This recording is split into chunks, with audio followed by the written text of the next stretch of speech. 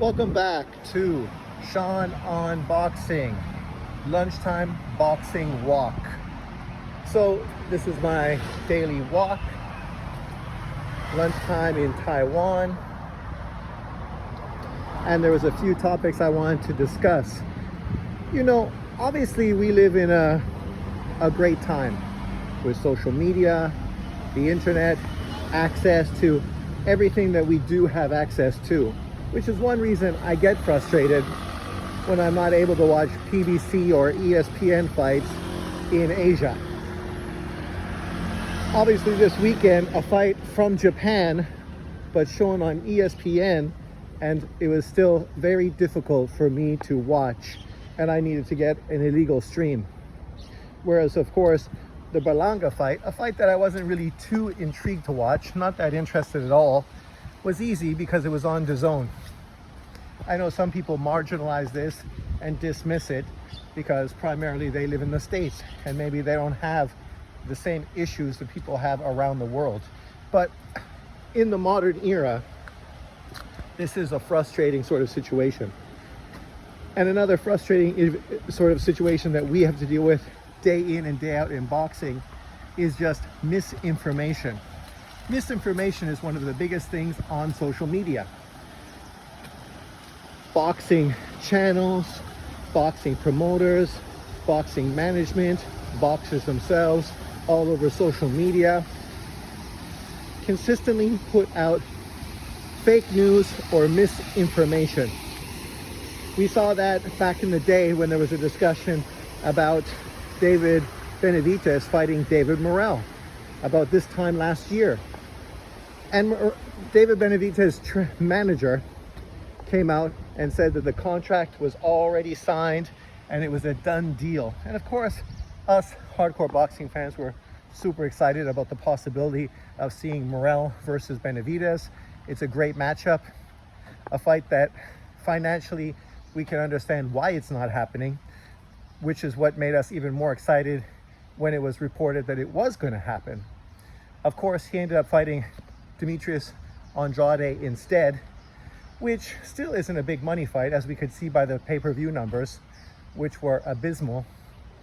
But obviously, Andrade does have more name recognition in the American market than David Morrell, even though Morrell is a much better fighter, far more exciting. Stylistically, I don't understand why he's not becoming a bigger star in the US.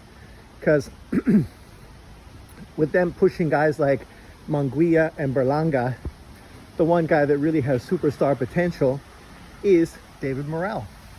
And obviously Al Heyman, the PBC, and Morrell and his team just aren't really pushing themselves the way they should. He should have called out Berlanga. They were both at that event.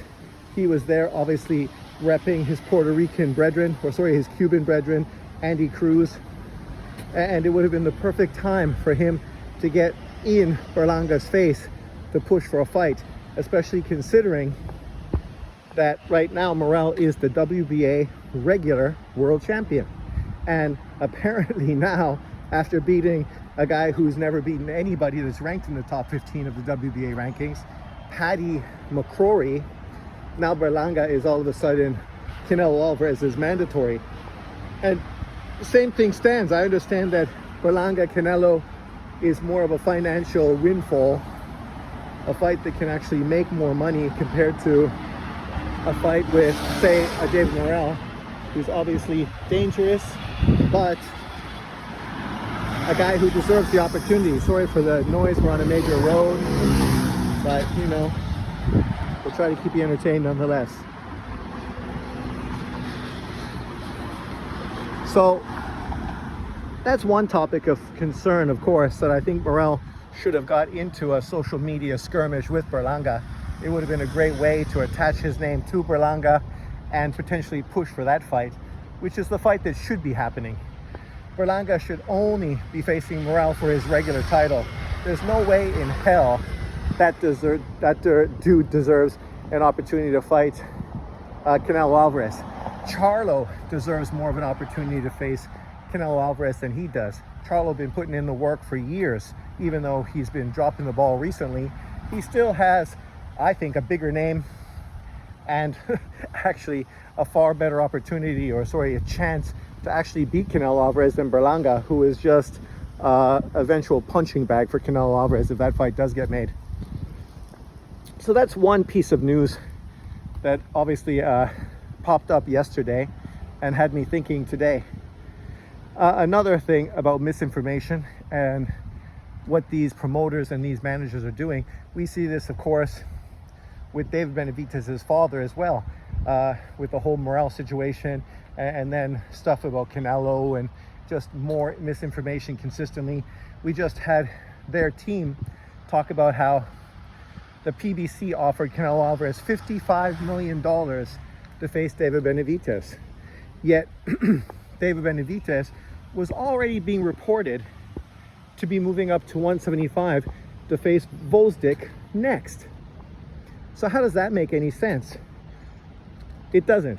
Of course, what they're doing is they're doing what most boxers do through social media now. They're capping off of Canelo's name to try to sell a fight with him and Gvozdyk. And if you were to put that fight on free TV, people would be interested in it, even though Gvozdyk hasn't really been relevant since he got knocked out by Beterbiev quite a few years ago. Yes, he has bounced back, but he hasn't bounced back with any major victory against any top 10 level opponent. The reason he's back into boxing is because, thanks to the Ukraine war, he lost, I guess, a huge amount of the money he'd saved from being a boxer. So was forced to get back into the sport, even though it wasn't his intention, obviously, when he retired. And now for him, this is a great opportunity. You get a big money fight with David Benavidez. That's going to easily put a few $1 million in your bank. But it's not going to do big numbers on pay-per-view. So what do? Of course, you attach your name to Canelo Alvarez to try to market David Benavidez more and talk about him going to 175, making it seem as if it's more dangerous to fight a guy who just came out of retirement, which is virtually what the situation is. And I ain't hating. I think it's not a bad fight, stay busy fight. It is what it is. But of course, that's not how they're marketing it. They're acting as if Canelo Alvarez literally walked away from $55 million, forcing David Benavidez to face Gvozdyk and force him to move up to 175 pounds, which is only because his fat ass doesn't want to train to get down to 168, probably because the next fight in September is going to be against Canelo Alvarez, and they don't want to drain themselves. They want to make sure that they are fresh and ready to go when September pops around, which nobody can blame them for that. But it's the dishonesty, it's the fake news, the misinformation that consistently pops up in boxing. Another thing that recently has popped up, obviously we just heard news that Tank Davis is going to be fighting Frank Martin, which makes sense on the outside because it is a PBC in-house fight. And it would actually be the first Black American fighter that Tank Davis has fought. So a lot of the criticism and things that people have highlighted about Inouye, you know, ironically enough, they never highlight that when they talk about Tank Davis, because of course they're Inouye haters and they're Tank Davis fanboys. And because of that, of course, they hold Inouye to a higher level of criticism they do Tank Davis, even though nobody is calling Inouye the face of boxing. So it was reported, and well, this isn't really the fight that people were asking for. It's not the biggest fight at 135 pounds or even in, you know, boxing, which potentially could be the situation for Tank Davis, depending on who he did choose to fight. Obviously, a fight with him and Devin Haney in Saudi Arabia would be a mega fight worth millions and millions and millions of dollars, and probably the biggest fight in boxing. But understandably so, that's not next. And you know, if you're being honest and realistic, you could never expect that that was going to be Tank Davis's first fight coming off of a long layoff, prison time, and inactivity. Sorry about the noise once again. I'll try to talk a little louder and overcome it. Even within his weight class, there are names like Lomachenko, a guy that Tank Davis blatantly ducked for years, Shakur Stevenson, who is considered a pound for pound talent. And of course, a potential fight with Teofimo Lopez, especially with him coming off of what is a piss poor performance in his last fight, which you think would highlight him as a potential opponent and a mega fight worth lots of money. Frank Martin, on the other hand, walked away from a world title fight with Shakur Stevenson, which got him a lot of criticism. The one thing that people did say was that if he ended up facing Tank Davis, then you couldn't really be too critical, because obviously he's facing just as dangerous, if not more dangerous of a fighter, and probably getting paid more money in the process. And that's true. Nobody is being critical of Frank Martin for this proposed fight between him and Tank Davis. If it is the case, it makes a lot of sense, and we can understand why he did walk away from a Shakur Stevenson fight. But it's now being reported by Tank Davis's team that this is all cap, that this fight is not made, it's not going to happen, and it's not a fight that Tank Davis wants. Which begs the question, why did this get released by the PBC? And why doesn't Tank Davis want to take on Frank Martin, the first Black American fighter on his resume? Some things that may be getting in the way of this fight may be the fact that he feels that the slickness and skill set of Frank Martin, coming off of a long layoff, isn't really the best style matchup for him. And I think most people would agree that Frank Martin is going to be a very competitive opponent and potentially the most dangerous fighter that Tank Davis has been in with, right? If you think about Frank Martin versus a Ryan Garcia, that's a 50-50 fight. If you think about him against a Linares or a Batraza or a Leo Santa Cruz, you'd have to favor Frank Martin to beat any of those three fighters.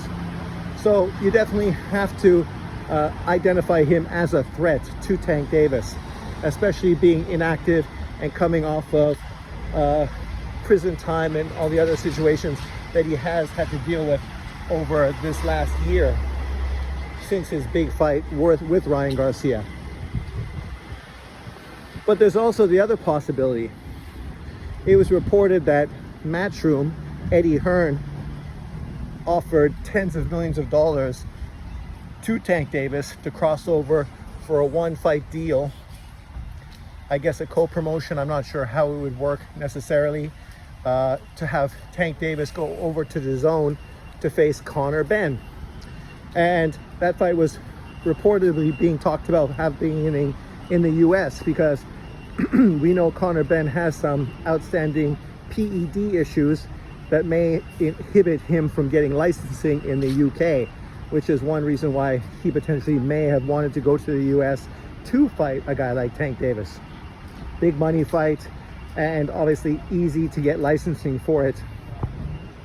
The problem people had with this fight is there's no title on the line, so you're moving up to your fourth weight division, which is great, but you're not going to be able to win a legitimate world title in the process. So then it begs the question, is it just a money grab, or what's the point of actually moving up to take on him?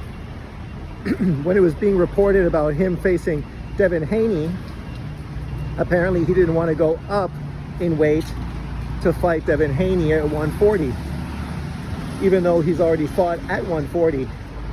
But now he's willing to go to 147 to fight Conor Benn. How does that make sense? Well, it doesn't make sense unless you think about the two style matchups between the fighters. Obviously, Devin Haney is, like Frank Martin, a slick, skilled fighter, whereas Conor Benn is anything but. He is mostly an aggressive puncher. And maybe Tank Davis and his team feel that stylistically it's much easier work, far less dangerous, and a fight that's far more winnable. And at the same time, it's also a big money fight at the same time. So that could be the reason why this is a fight that's being seriously considered by Tank Davis and the PBC. And this could be the possibly reason why this Frank Martin fight has fallen through, because they found a fight that makes more sense, makes more money. But at the same time, Tank Davis has come out recently on social media kind of scuppering that whole deal as well by saying that Eddie Hearn isn't guaranteeing him the money that he said through the social media, through the contract, whatever the situation is between him and Eddie Hearn. I'm sure they've talked him directly, so I don't understand why boxers feel the need to come out on social media to release misinformation, because apparently the guarantee is $10 million, which isn't the exact number that Eddie Hearn has basically guaranteed him if the fight gets made. But we know what guarantees are. Guarantees are the money you're for sure going to get if the pay-per-view is not successful. So you're guaranteed to make $10 million. Obviously, more money than you would make from fighting Frank Martin. Anyone who disagrees with that, they're delusional and obviously Tank Davis fanboy and don't want to like be legitimate and honest about how boxing works. But as Conor Benn pointed out, don't you understand the concept of upside? The whole point of having a 10 million guarantee is that the bulk of your money is going to come through upside based on the revenue that you make through your pay-per-view. And knowing that this is a fight that would sell pay-per-view, they know that it would be profitable, far more profitable than an eventual Frank Martin fight.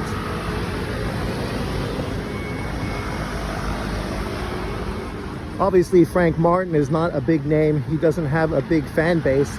So the chances of that fight making a big pay-per-view push are unlikely. As I stated in my past video, I doubt that a Frank Martin Tank Davis fight generates more than 300,000 buys. Whereas obviously a Conor Benn fight, they feel that that fight is far more marketable, especially since a whole country supports Conor Benn, and they expect that based on that, they're going to generate a lot more revenue. Also, as well as foreign viewing rights and other things that come into play when you have that kind of situation. So obviously the upside is going to be far bigger against a Conor Benn, which is where the money is going to be generated for a possible Tank Davis Conor Benn fight, right? And Tank Davis knows this, but it's just the misinformation he puts out, which of course gets his fanboys and the Eddie Hearn, Matchroom, DAZN haters to literally, jump on their drums and start banging them and screaming from the rafters about how Eddie Hearn is a liar and how they're trying to take advantage of Gervonta Tank Davis, which obviously is not the situation. And everybody knows that clearly, but it's once again this whole misinformation situation where they're putting out fake news knowingly. And unfortunately, YouTubers jump at the opportunity to have, big headlights or headlines on their videos to gaslight the public and obviously get AdSense money by getting the most views possible. And we all understand that. I'm no different. I want to get the most views possible in my videos as well. I would love a video of mine to go viral. Who wouldn't, right? When you think about the amount of money that you could potentially make on YouTube, anybody would be crazy not to want a piece of the pie. And so, me, the same as them, we all look at whatever potential thing can make our channels more marketable and bring in more views. But at the same time, it's the misinformation, the blatant lies that people put out. You see many channels on YouTube consistently doing that, blatantly lying, and knowing that the channels, the people that support them, their subs, and the people that tune in because they have crazy titles that seem outrageous, give them the views that they want. Even though it's blatantly bogus and obviously misinformation and has no truth at all. And, we saw this again with Canelo Alvarez as well. There was the news about him being guaranteed his $35 million guarantee. But that's the whole point. He's got a contract for a $35 million guarantee plus upside. So you don't need to act as if you're giving him something when there's a $35 million guarantee. he already has a $35 million guarantee. So whoever he fights next, he will be guaranteed that money. That's the whole point of the contract he signed with the PBC in his 3-fight deal. So him fighting Jaime Munguia, Terence Crawford, or Charlo, or Balanga, or who else it may be, he is guaranteed to get that money because it's already written in his contract with the PBC. As far as this 55 million that he's being offered by the PBC and David Benavidez' team to face him, it's the same situation. He's guaranteed $35 million. Anything above $35 million is going to be the upside generated from the success of the pay-per-view. He understands, depending on who he fights, that's going to make the fight more marketable and obviously more successful. But also at the same time, like we see with many fighters, it also dictates how much money the other fighter is going to get, which is potentially going to take away from the profit. If you fight a lesser known opponent, obviously you pay them less money, so there's more money in the kitty. But at the same time, it's likely that that fight's not going to generate as much pay-per-view money as a big name opponent, somebody with more star status, like a Ryan Garcia, which is why primarily Tank Davis has fought low-level opponents, because he's been given his guarantee. They're not risking anything because they're not putting much money on the table. The opponents are not guaranteed much money. So whether the fight's successful or not successful, Al Haymon and the PBC know they can cover the cost of putting the fight on. The difference with the Ryan Garcia is they know that that fight could generate big money, which is exactly what it did. So now you're in a situation where you expect to generate as much money as you did with Ryan Garcia, which is unlikely because not everybody is a Ryan Garcia.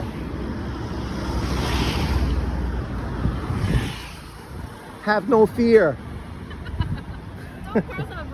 I went to Vietnam. Vietnam is way terrible. But we're back. So I will cancel it there. Thanks everyone for watching, and I will see you next time. Peace out. Leave your comments below. Remember to like, subscribe, and share.